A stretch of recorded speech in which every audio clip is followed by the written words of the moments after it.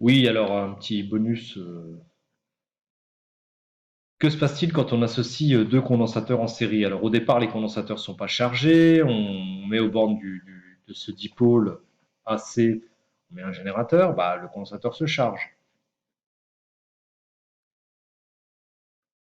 Et alors ensuite, ce deuxième condensateur, vous voyez cette partie-là, constituée d'une armature du condensateur C1 et de l'autre armature du condensateur C2, au départ, il n'était pas chargé.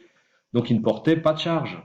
Si cette armature porte une charge plus Q, les charges, elles n'apparaissent pas, elles ne peuvent pas venir d'autres points du circuit, puisqu'il y a un isolant, un diélectrique ici, et un diélectrique ici. Donc, il est tout à fait cohérent que l'armature de ce condensateur porte la charge moins Q. Et donc celle-ci plus Q. D'où l'introduction du petit exercice que vous avez à faire pour la semaine prochaine. Hein, c'est noté dans l'énoncé. Donc je voulais déjà vous dire ça. Alors ensuite, quelle est la capacité d'un condensateur constitué de deux condensateurs en série? C'est ça la question. Bah, écoutez, je vais utiliser les relations qu'on a dans le cours.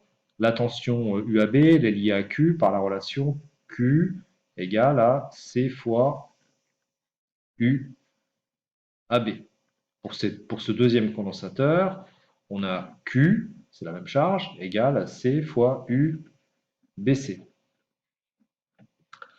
Alors ensuite, ce qu'on sait, c'est que ces deux condensateurs sont en série. Donc on a UAC qui est égal à UAB plus UBC. UAB, c'est Q sur C, 1. UBC, c'est Q sur C2. Donc c'est égal à Q fois 1 sur C1 plus 1 sur C2.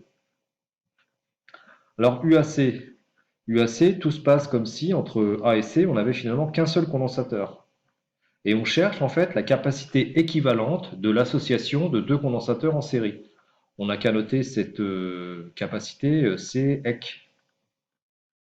Alors ça c'est le condensateur équivalent à l'association des deux. Donc la tension au bord de ce condensateur, c'est UAC. On a donc Q égale à C équivalent UAC. Donc le UAC que j'avais ici, eh bien en fait, il est égal à Q sur UAC. Donc Q fois 1 sur CEC. Eh bien, vous voyez ici qu'on peut associer à 1 sur CEC la valeur 1 sur C1 plus 1 sur C2.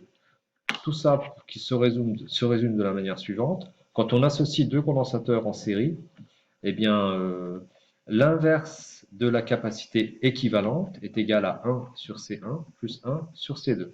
Donc si par hasard vous associez deux condensateurs dont la valeur valent, je sais pas moi, 1 picofarad,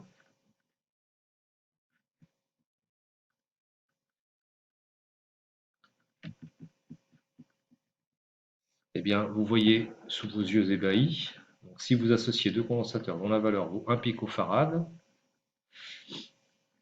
je fais le calcul, hein, je fais tout ça de tête, la calculatrice ne m'intéresse pas. 2, c'est quoi? C'est 1 sur 4, c'est n'importe quoi. 1, c'est 2, pardon, c'est 1 sur 0,5. Donc bah, la capacité équivalente, c'est 0,5. Donc quand on associe deux condensateurs en série, si la valeur des capacités est la même, vous voyez que finalement, ça revient au même que de prendre un condensateur qui est égal à la moitié de la valeur. Si vous n'avez pas bien compris, je pense qu'il faut que vous réécoutiez, parce que je suis allé un peu vite, etc. Alors maintenant, si on associe deux condensateurs en dérivation, même chose, j'utilise que les relations que j'ai dans le cours. Bah, la tension UAB, comme les deux dipôles sont en dérivation, est égale à la tension UCD. UAB, c'est Q porté par le condensateur AB. Donc ces deux condensateurs, ils n'ont pas la même capacité. Ils n'ont pas la même capacité à stocker des charges. Donc quand vous les soumettez à une tension identique, peut-être que lui, il va porter une charge Q1, et puis celui-ci, une charge Q2, qui ne sont peut-être pas nécessairement identiques. Donc là, on aura moins Q1, là, on aura moins Q2. Donc je remplace UAB par Q1 sur C1, qui sera égal à UCD, ben, Q2 sur C2. Ok, première équation intéressante. Ensuite, Ce qu'on cherche, c'est quelle est l'équivalence, quel est le condensateur équivalent à l'association de ces deux condensateurs en dérivation. On voudrait remplacer ces deux condensateurs en dérivation par un seul condensateur qui porterait finalement la charge Q1 plus Q2. Si on veut qu'il ait la même capacité à stocker des charges que ces deux condensateurs en dérivation. Il est soumis à la même tension, la tension UAB. Donc la tension UAB, elle est égale à UAB, elle est égale à Q1 plus Q2 sur le C équivalent. Ce condensateur, je cherche CEC en fait. Hein. Voilà. Donc finalement, je continue avec après cette petite coupure de pub, téléphone on va dire. Donc voilà, alors Q1 c'est égal en fait à C1 fois UAB, donc je recopie tout ça, donc j'ai UAB qui est égal à Q1 plus Q2 sur CEC, donc je mets ça comme ça, Q1 donc c'est C1 fois UAB, plus Q2, bah, Q2 c'est C2 fois UCD qui est égal à UAB, donc C2 fois UAB.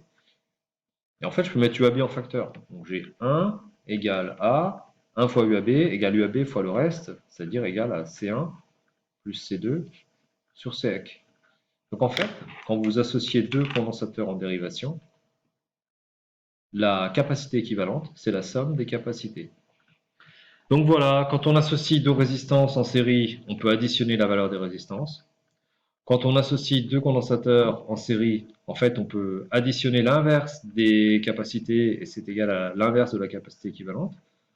Et quand on associe deux condensateurs en dérivation, eh bien, la capacité équivalente, c'est la somme des capacités. Par contre, on pourrait démontrer de la même manière que quand on associe des résistances en dérivation, eh bien, l'inverse de la résistance équivalente est égal à la somme des inverses des résistances qu'on a choisies. Voilà, c'est une petite ouverture sur le supérieur.